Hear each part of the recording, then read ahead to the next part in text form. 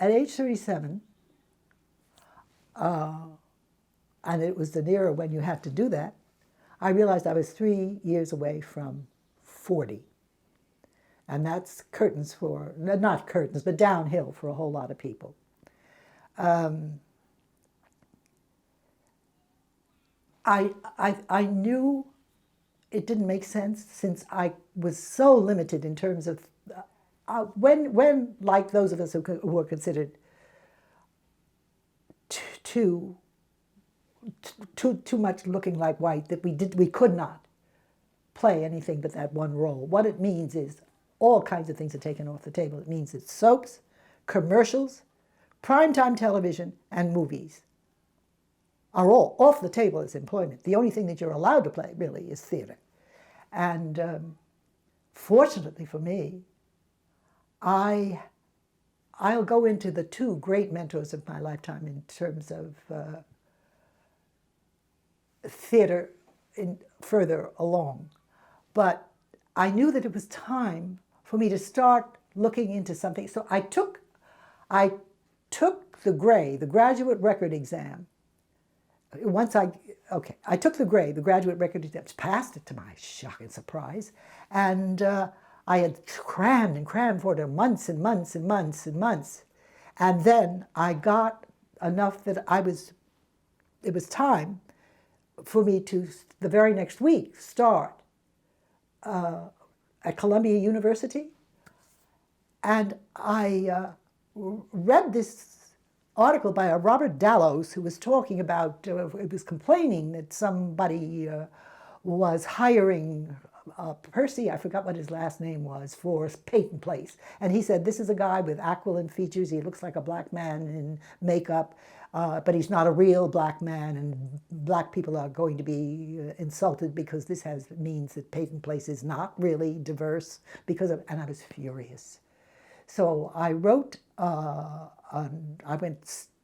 my sister said to me, well, why don't you write the New York Times? And I said, no, they only talk about people for about a paragraph. What I have to say is much more complicated than that.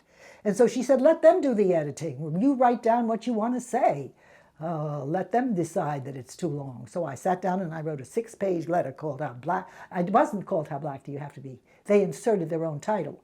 But I wrote some title, and I wrote this 6-page letter, and an incredible man called Seymour Peck happened to be the editor of the Arts and Leisure at the Times. He made it into a huge article. He paid me for it, and they consider me a new voice, and he would, over time, have me write 7 more articles for the New York Times about black images in media. But this one took off so incredibly that he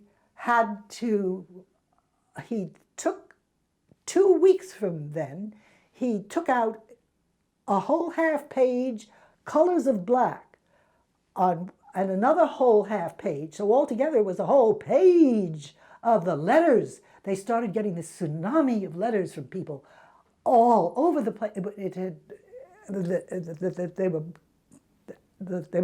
were painting a page full of letters.